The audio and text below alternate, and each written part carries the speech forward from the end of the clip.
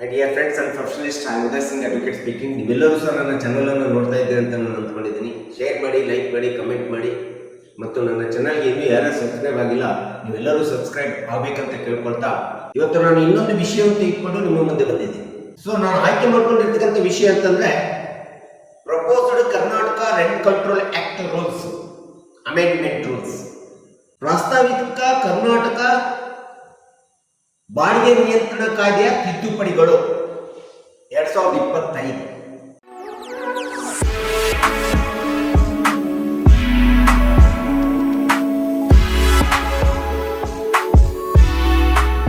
ಈ ಒಂದು ವಿಷಯದ ಬಗ್ಗೆ ಕುರಿತು ಈ ವಿಡಿಯೋ ಮೂಲಕ ಒಂದಿಷ್ಟು ತಿಳಿಸಲಿಕ್ಕೆ ಪ್ರಯತ್ನ ಮಾಡ್ತಾ ಇದ್ದೀನಿ.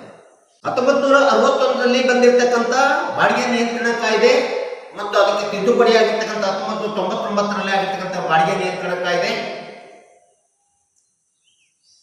ಮತ್ತೆ ಪುನಃ ಈಗ 2025-26ರಲ್ಲಿ ಕರ್ನಾಟಕ ಸರ್ಕಾರ ಈ ಒಂದು ಬಾಡಿಗೆ ನಿಯಂತ್ರಣ ಕಾಯ್ದೆಗೆ ಪ್ರಸ್ತಾವಿತವಾದಂತಹ ತಿದ್ದುಪಡಿಗಳನ್ನು ತರಬೇಕಂತೇಳಿ ಪ್ರಪೋಸ್ಡ್ ಅಮೆಂಡ್ಮೆಂಟ್ ರೂಲ್ಸ್ ಅನ್ನ ಮಾಡಿದೆ.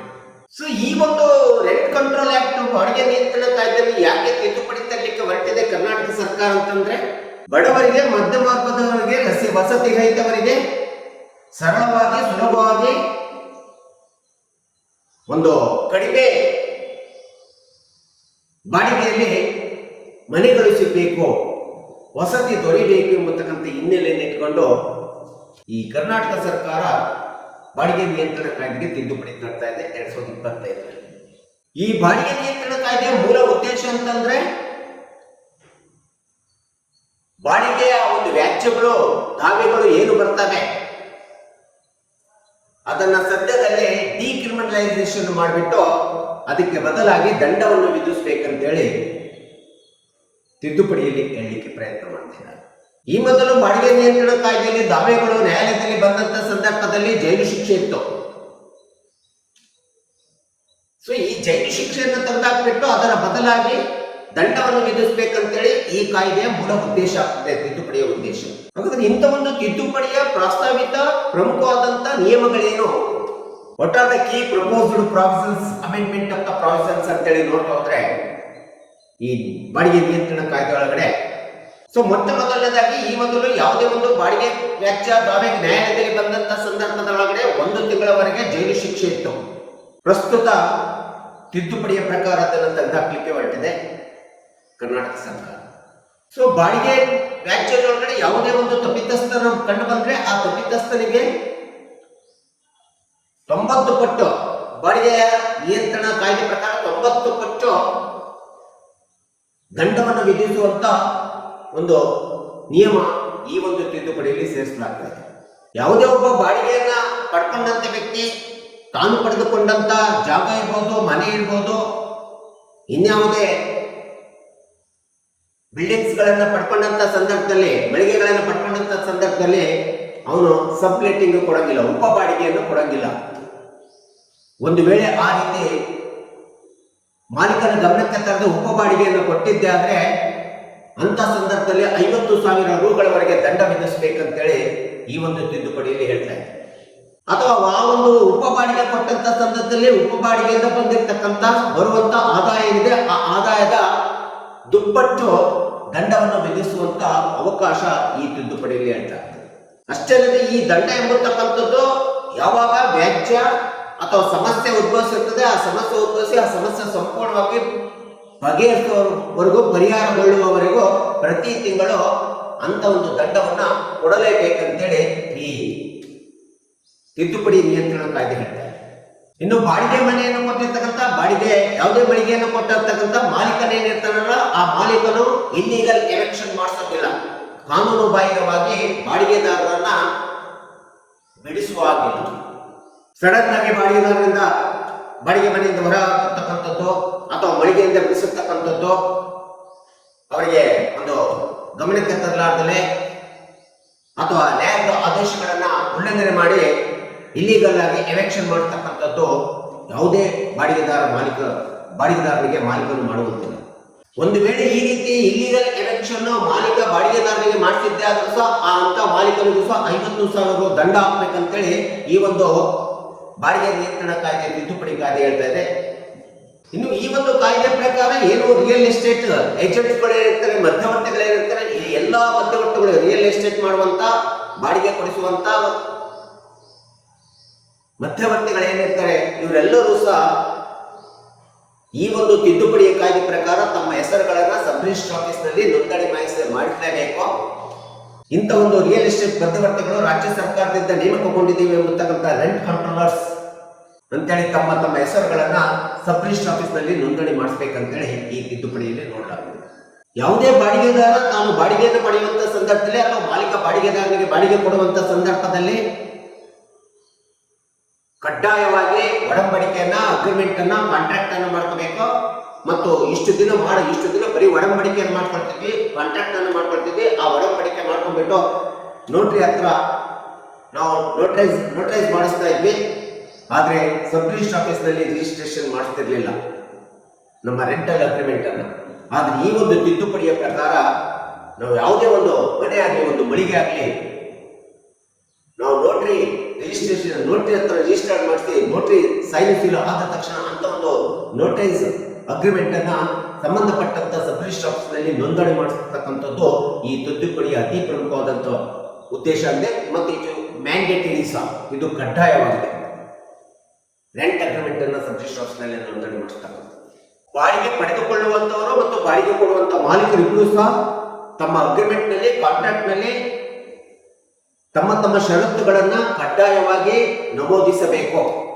ಈ ರೀತಿ ನಮೂದಿಸಿದಂತ ಷರತ್ತುಗಳನ್ನು ಒಳಪಟ್ಟ ಅಗ್ರಿಮೆಂಟ್ ಅನ್ನ ಸಬ್ ರಿಜಿಸ್ಟರ್ ಆಫೀಸ್ ನಲ್ಲಿ ನೋಂದಣಿ ಮಾಡಿಸಬೇಕು. ಆಗ ಮಾತ್ರ ವ್ಯಾಲಿಡ್ ಅಗ್ರಿಮೆಂಟ್ ಆಗುತ್ತೆ, ರೆಂಟ್ ಅಗ್ರಿಮೆಂಟ್ ಆಗುತ್ತೆ. ಒಂದು ವೇಳೆ ನೋಂದಣಿ ಮಾಡುತ್ತಿಲ್ಲ ಅಂತಂದ್ರೆ ವೈಡ್ ಅಗ್ರಿಮೆಂಟ್ ಆಗುತ್ತೆ. ಯಾವುದೇ ವಿಧವಾದಂತ ನೋಂದಣಿ ಇಲ್ಲದೆ, ಅಗ್ರಿಮೆಂಟ್ ಇಲ್ಲದೆ, ಕಾಂಟ್ರಾಕ್ಟ್ ಇಲ್ಲದೆ, ದಾಖಲಾತಿಗಳಿಲ್ಲದೆ ಏಜೆಂಟ್ಗಳ ಮೂಲಕ ಏನಾದರೂ ಬಾಡಿಗೆ ಕೊಡುವುದು, ಕೊಡಿಸತಕ್ಕಂಥದ್ದು, ತೆಗೆದುಕೊಳ್ಳತಕ್ಕಂಥದ್ದು ಮಾಡಿದ್ರೆ ಅಂತ ಸಂದರ್ಭದಲ್ಲಿ ಆ ರೀತಿ ಮಾಡಿಸಿದಂತ ಏಜೆಂಟ್ ಏನಿರ್ತಾನೆ, ಮಧ್ಯವರ್ತಿ ಏನಿರ್ತಾನಲ್ಲ, ಅವನಿಗೆ ಕಡ್ಡಾಯವಾಗಿ 20,000 ದಂಡ ವಿಧಿಸಲಾಗ್ತದೆ. ಅಂತ ಒಂದು ದಂಡ 20,000 ದಂಡ ಬರೀ ತಿಂಗಳಿಗೆ ಅಲ್ಲ, ದಿನಕ್ಕೆ 20,000 ದಂಡ ವಿಧಿಸಬೇಕಾಗ್ತದೆ. ಅದು ಎಷ್ಟು ದಿನ ಅದು ಬಾಡಿಗೆ ಕಾನೂನು ಬಾಹಿರವಾಗಿರ್ತದೋ ಅಷ್ಟು ದಿನ ಪ್ರತಿ ದಿನಕ್ಕೆ 20,000ದಂತೆ ದಂಡ ಆ ಒಂದು ಮಧ್ಯವರ್ತಿ ಏಜೆಂಟ್ಸ್ಗೆ ಮಾಡಿಸಿದಂತ ಏಜೆಂಟ್ಗೆ ವಿಧಿಸಲಾಗ್ತದೆ ಅಂತೇಳಿ ಈ ಒಂದು 2025ರ ಬಾಡಿಗೆ ನಿಯಂತ್ರಣ ತಿದ್ದುಪಡಿ ಕಾಯ್ದೆ ಹೇಳಿರ್ತಕ್ಕಂಥದ್ದು ನಾವಿಲ್ಲಿ ನೋಡ್ತಾ ಇದ್ದೀವಿ. ಇನ್ನು ಯಾವುದೇ ಒಂದು ಬಾಡಿಗೆಯನ್ನು ಕೊಡುವಂತ ಸಂದರ್ಭದಲ್ಲಿ ಮಾಲೀಕರಾದಂಥವರು ಅಥವಾ ಪಡೆದುಕೊಳ್ಳುವಂತ ವ್ಯಕ್ತಿಗಳು 11 ತಿಂಗಳ ಕಾಲಾವಧಿಯನ್ನ ಕೊಡಬೇಕಾಗುತ್ತೆ. 11 ತಿಂಗಳು ಮುಗಿದ ನಂತರ ಮತ್ತೆ ಬೇಕಾದ್ರೆ ಅದನ್ನ ರಿನ್ಯೂವಲ್ ಮಾಡಿಸ್ಕೊಂಡು ಹೋಗಬೇಕು, ಇಬ್ಬರ ಒಪ್ಪಿಗೆ ಸಾಮರ್ಥ್ಯ ಇದ್ದಂತ ಸಂದರ್ಭದಲ್ಲಿ ಮಾತ್ರ. ಬಾಡಿಗೆ ಮಾಲೀಕರು ತಮ್ಮದೇ ಆದಂತ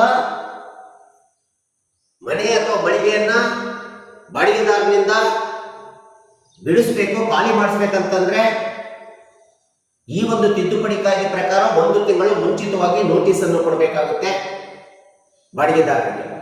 ಇಂಥ ಒಂದು ನೋಟಿಸ್ ಕೊಟ್ಟಾಗಲೂ ಸಹ ಅವರು ಉಲ್ಲಂಘನೆ ಮಾಡಿದಂತ ಸಂದರ್ಭದಲ್ಲಿ ಮಾತ್ರ ಬೇಸಿಕ್ ಕಮ್ಯುನಿಟೀಸ್ ಅಂತ ಏನಿರ್ತಲ್ಲ, ಅದು ಎಲೆಕ್ಟ್ರಿಸಿಟಿ ಇರ್ಬೋದು, ವಾಟರ್ ಇರ್ಬೋದು, ಇನ್ಯಾವುದೇ ಅವಶ್ಯಕತೆ ಅಂಶಗಳನ್ನ ಖರ್ಚು ಮಾಡುವಂತಿಲ್ಲ ಅಥವಾ ಡಿಸ್ಕನೆಕ್ಟ್ ಮಾಡುವಂತಿಲ್ಲ.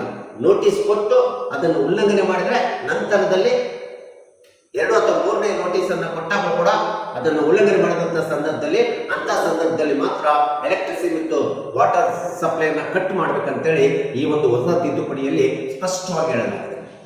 ಇನ್ನು ಮಾಲೀಕರು ಯಾವುದೇ ಒಂದು ತಮ್ಮ ಮನೆ ಮಳಿಗೆ ಬಾಡಿಗೆಯನ್ನು ಹೆಚ್ಚು ಮಾಡ್ಬೇಕಂತಂದ್ರೆ, ಉದಾಹರಣೆಗೆ 10,000 ಬಾಡಿಗೆ ಇದೆ ಅಂದ್ರೆ ತಿಂಗಳಿಗೆ ಅದರಲ್ಲಿ 10% ಅಷ್ಟೇ, 10,000ಕ್ಕೆ 10% ಅಷ್ಟೇ ಹೆಚ್ಚು ಮಾಡಬೇಕು ವರ್ಷಕ್ಕೆ. ಆ 10%ಗಿಂತ ಹೆಚ್ಚಿಗೆ ಮಾಡುವಂತಿಲ್ಲ ಅಂತೇಳಿ ಈ ಒಂದು ನಿಯಂತ್ರಣ ಕಾಯ್ದೆಯಲ್ಲಿ ಸ್ಪಷ್ಟವಾಗಿ ಹೇಳಲಾಗಿದೆ.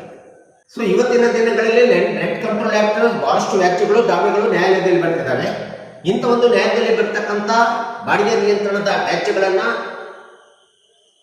ಒಂದು ಬೇಗ ಅವುಗಳ ತೀರ್ಪನ್ನು ಬರಬೇಕು ಮತ್ತು ನ್ಯಾಯಾಲಯದಲ್ಲಿ ಕೆಲಸದ ಒತ್ತಡ ಹೆಚ್ಚಾಗ್ತಾ ಇರೋದ್ರಿಂದ ನ್ಯಾಯಾಲಯದ ಕೆಲಸದ ಒತ್ತಡವನ್ನು ಕಡಿಮೆ ಮಾಡಲಿಕ್ಕೋಸ್ಕರ ಇಂಥ ಒಂದು ಬಾಡಿಗೆ ನಿಯಂತ್ರಣ ಕಾಯ್ದೆ ತಿದ್ದುಪಡಿ ಪ್ರಕಾರ ಯಾವುದೇ ವ್ಯಾಜ್ಯಗಳು, ದಾವೆಗಳು ಬಂದಂತ ಸಂದರ್ಭದಲ್ಲಿ ಅವುಗಳನ್ನ ಅಸಿಸ್ಟೆಂಟ್ ಕಮಿಷನರ್ಗೆ ವಹಿಸಲಾಗ್ತದೆ. ಇನ್ನು ಮುನ್ಸಿಪಾಲಿಟಿ ಪುರಸಭೆ ಪಟ್ಟಣ ಪಂಚಾಯತ್ ವ್ಯಾಪ್ತಿಯಲ್ಲಿ ಬರ್ತಕ್ಕಂಥದ್ದನ್ನ ಮಾನ್ಯ ಸಂಬಂಧಪಟ್ಟಂತ ತಾಲೂಕಿನ ತಹಸೀಲ್ದಾರರು ಈ ವ್ಯಾಜ್ಯಗಳನ್ನು ಬಗೆಹರಿಸಬೇಕಂತೇಳಿ ಅವರಿಗೆ ಈ ಒಂದು ಅಧಿಕಾರವನ್ನು ಕೊಡ್ತಾ ಇರ್ತಕ್ಕಂಥದ್ದು ಈ ಕಾಯ್ದೆಯಲ್ಲಿ ನಾವು ಕಾಣ್ತೇವೆ. ಸೊ ಈ ರೀತಿ ಬರುವಂತ ಯಾವುದೇ ಒಂದು ಬಾಡಿಗೆ ವ್ಯಾಜ್ಯಗಳು ದಾವೆಗಳನ್ನ ಸಂಬಂಧಪಟ್ಟಂತ ಅಸಿಸ್ಟೆಂಟ್ ಕಮಿಷನರ್ ಇರ್ಬೋದು, ತಹಸೀಲ್ದಾರ್ಗಳಿರ್ಬೋದು, ಇಂಥ ವ್ಯಾಜ್ಯಗಳಿಗೆ ಒಂದು 3 ತಿಂಗಳು ಕಾಲಮಿತಿ ಇಡಲಾಗಿದೆ. ಆ 3 ತಿಂಗಳೊಳಗಡೆ ವ್ಯಾಜ್ಯವನ್ನ ಸಂಪೂರ್ಣ ವಿಚಾರಣೆ ಕೈಗೊಂಡು ಅದಕ್ಕೆ ತೀರ್ಪನ್ನ ಕೊಡಬೇಕಂತೇಳಿ ಕಾಲಮಿತಿಯನ್ನು ನಿಗದಿಪಡಿಸಲಾಗ್ತದೆ. ಆ ಕಾಲಮಿತಿ 3 ತಿಂಗಳಷ್ಟೇ ಇರ್ತದೆ. ಈ ಒಂದು ಬಾಡಿಗೆ ನಿಯಂತ್ರಣ ಕಾಯ್ದೆಯ ತಿದ್ದುಪಡಿಯಿಂದ ಬರುವಂತ ಒಂದು ಅನುಕೂಲಕಾರಿ ಅಂಶ ಅಂತಂದ್ರೆ ಬಾಡಿಗೆದಾರನಿಗೂ ಮತ್ತು ಮಾಲೀಕರಿಗೆ ಇಬ್ಬರಿಗೂ ಸಹ ಒಂದು ಸಂರಕ್ಷಣೆ ಸಿಗ್ತದೆ ಮತ್ತು ಯಾವುದೇ ಒಂದು ಅಗ್ರಿಮೆಂಟ್ ಅನ್ನ ಕಾಂಟ್ರಾಕ್ಟ್ಸ್ ಗಳನ್ನ ಒಪ್ಪಂದಗಳನ್ನು ಮಾಡ್ಕೊಳ್ಳಿಕ್ಕೆ ತುಂಬಾ ಪಾರದರ್ಶಕತೆಯನ್ನ ಕಾಪಾಡಿಕೊಳ್ಳಿಕ್ಕೆ ಸಾಧ್ಯ ಆಗ್ತದೆ. ಮಾಲೀಕ ಮತ್ತು ಬಾಡಿಗೆದಾರ ಇಬ್ಬರು ಸಹ ಜವಾಬ್ದಾರಿಯುತವಾದಂತಹ ನಿಯಮಗಳ ನಿಯಂತ್ರಣ ಅಡಿಯೊಳಗಡೆ ತಮ್ಮ ವ್ಯವಹಾರಗಳನ್ನ ನಿರ್ವಹಿಸಬೇಕು ಎಂಬತಕ್ಕಂತ ಒಂದು ಗಮನ, ಜ್ಞಾನ, ಜವಾಬ್ದಾರಿ ಬಾಡಿಗೆದಾರರಿಗೂ ಬರ್ತದೆ ಮತ್ತು ಮಾಲೀಕರಿಗೂ ಬರ್ತದೆ ಈ ಒಂದು ಕಾಯ್ದೆ ತಿದ್ದುಪಡಿಯಿಂದ. ಮತ್ತು ಇಂಥ ಒಂದು ವಿವಾದಗಳನ್ನ ಸರಳವಾಗಿ, ಸುಲಭವಾಗಿ ಅಸಿಸ್ಟೆಂಟ್ ಕಮಿಷನರ್ ಮತ್ತು ತಹಸೀಲ್ದಾರ್ಗೆ ಕೊಟ್ಟಿರೋದ್ರಿಂದ ನ್ಯಾಯಸಮ್ಮತವಾಗಿ ಶೀಘ್ರವಾಗಿ ತೀರ್ಪನ್ನ ಕೊಡಲಿಕ್ಕೆ ತುಂಬಾ ಅನುಕೂಲಕಾರಿಯಾಗ್ತಾ ಇದೆ. ಇನ್ನು ನಗರ ಪಟ್ಟಣಗಳಲ್ಲಿ ಮತ್ತು ಗ್ರಾಮೀಣ ಪಟ್ಟಣಗಳಲ್ಲಿ ಇರ್ತಕ್ಕಂಥ ಒಂದು ಮನೆಗಳಿರ್ಬೋದು, ಮಳಿಗೆಗಳಿರ್ಬೋದು, ಉದಾಹರಣೆಗೆ ಸಿಂಗಲ್ ಬೆಡ್ರೂಮ್ ಇರ್ತದೆ, ಮನೆ ಡಬಲ್ ಬೆಡ್ರೂಮ್ ಮನೆ ಇರ್ತದೆ. ಇಂಥ ಒಂದು ಸಿಂಗಲ್ ಬೆಡ್ರೂಮ್ಗೆ ಮತ್ತು ಡಬಲ್ ಬೆಡ್ರೂಮ್ಗೆ ಇಷ್ಟೇ ಬಾಡಿಗೆ ಕೊಡಬೇಕು, ಇಷ್ಟೇ ಬಾಡಿಗೆಯನ್ನ ತಗೋಬೇಕು ಅಂತೇಳಿ ಈ ಒಂದು ತಿದ್ದುಪಡಿಯಲ್ಲಿ ಕರ್ನಾಟಕ ರಾಜ್ಯ ಸರ್ಕಾರ ಮುಂದಿನ ದಿನಗಳಲ್ಲಿ ನಿರ್ಧರಿಸುತ್ತದೆ. ಆ ರಾಜ್ಯ ಸರ್ಕಾರ ನಿರ್ಧರಿಸಿದಂತ ಸಿಂಗಲ್ ಬೆಡ್ರೂಮ್ಗೆ ಇಷ್ಟು ಬಾಡಿಗೆ, ಡಬಲ್ ಬೆಡ್ರೂಮ್ಗೆ ಇಷ್ಟು ಬಾಡಿಗೆ, ಇಂಥ ಮಳಿಗೆಗೆ ಅರ್ಬನ್ ನಗರ ಪಟ್ಟಣದಲ್ಲಿರ್ತಕ್ಕಂಥ ಮಳಿಗೆಗೆ ಇಷ್ಟು ಬಾಡಿಗೆ, ಗ್ರಾಮೀಣ ಪ್ರದೇಶದಲ್ಲಿರ್ತಕ್ಕಂಥ ಮಳಿಗೆಗಳಿಗೆ ಇಷ್ಟು ಬಾಡಿಗೆ, ಬಿಲ್ಡಿಂಗ್ಗಳಿಗೆ ಇಷ್ಟು ಬಾಡಿಗೆ ಅಂತೇಳಿ ಏನು ಕರ್ನಾಟಕ ಸರ್ಕಾರ ಈ ಒಂದು ತಿದ್ದುಪಡಿಯಲ್ಲಿ proposed amendment rent control rules ನಲ್ಲಿ ಏನ್ ಹೇಳ್ತಿದೆ ಆ ರೂಲ್ಸ್ ಪ್ರಕಾರ ಅದು ನಿರ್ಧರಿಸಿದ ಪ್ರಕಾರ ಬಾಡಿಗೆಯನ್ನ ಮಾಲೀಕರು ಕೊಡಬೇಕು ಮತ್ತು ಬಾಡಿಗೆದಾರರು ಪಡ್ಕೋಬೇಕಾಗುತ್ತೆ. ಹೀಗಾಗಿ proposed Karnataka amendment rent control act rules ಮುಂದಿನ ದಿನಗಳಲ್ಲಿ ಬಾಡಿಗೆದಾರರಿಗೆ ಸರಳವಾಗಿ ವಸತಿ ಸಿಗಬೇಕು, ಮಧ್ಯಮ ವರ್ಗದವರಿಗೆ ಬಡವರಿಗೆ ಸರಳವಾಗಿ ಮನೆ ಸಿಗಬೇಕು ಮತ್ತು ಮಾಲೀಕರಿಗೂ ಸಹ ಪಾರದರ್ಶಕತೆಯಿಂದ ಒಂದು ವ್ಯವಹಾರ ನಿರ್ಮಾಣ ಆಗಬೇಕು ಎಂಬತಕ್ಕಂಥ ಹಿನ್ನೆಲೆಯಲ್ಲಿ ಇಟ್ಕೊಂಡು ಈ ಒಂದು ತಿದ್ದುಪಡಿಯನ್ನು ತರಲಿಕ್ಕೆ ಕರ್ನಾಟಕ ಸರ್ಕಾರ ಹೊರಟಿದೆ. ಹೀಗಾಗಿ ಮುಂದಿನ ದಿನಗಳಲ್ಲಿ ಮಾಲೀಕರು ಮತ್ತು ಬಾಡಿಗೆದಾರರು ಜವಾಬ್ದಾರಿಯುತವಾಗಿ ಈ ಒಂದು ತಿದ್ದುಪಡಿಯ ಕಾನೂನಿನ ಪ್ರಕಾರ ತಮ್ಮ ವ್ಯವಹಾರವನ್ನು ನಿರ್ವಹಿಸಬೇಕೆಂಬತಕ್ಕಂಥ ಹಿನ್ನೆಲೆಯಲ್ಲಿ ಇಟ್ಕೊಂಡು ಇದೆಲ್ಲರಿಗೂ ಸಹ ಪಕ್ಷಕಾರರಿಗೆ, ಸಾರ್ವಜನಿಕರಿಗೆ ಎಲ್ಲರಿಗೂ ಗೊತ್ತಾಗಲಿ ಎಂಬತಕ್ಕಂಥ ಹಿನ್ನೆಲೆಯಿಂದ ನಾನು ಈ ವಿಡಿಯೋನ ಮಾಡಿದ್ದೀನಿ. ದಯವಿಟ್ಟು ನನ್ನ ವಿಡಿಯೋ ಇಷ್ಟ ಆಗಿದ್ರೆ ಶೇರ್ ಮಾಡಿ, ಲೈಕ್ ಮಾಡಿ, ಕಮೆಂಟ್ ಮಾಡಿ ಮತ್ತು ನನ್ನ ಚಾನಲ್ಗೆ ಇನ್ನೂ ಯಾರು ಸಬ್ಸ್ಕ್ರೈಬ್ ಆಗಿಲ್ಲ ನೀವೆಲ್ಲರೂ ಸಬ್ಸ್ಕ್ರೈಬ್ ಆಗಬೇಕಂತ ಕೇಳ್ಕೊಳ್ತಾ ಇವತ್ತಿನ ವಿಷಯಕ್ಕೆ ವಿರಾಮ ಹೇಳ್ತೀನಿ. ಇನ್ನೊಂದು ವಿಷಯವನ್ನು ತೆಗೆದುಕೊಂಡು ನಿಮ್ಮ ಮುಂದೆ ಬರ್ತೀನಿ. ಜೈ ಕರ್ನಾಟಕ.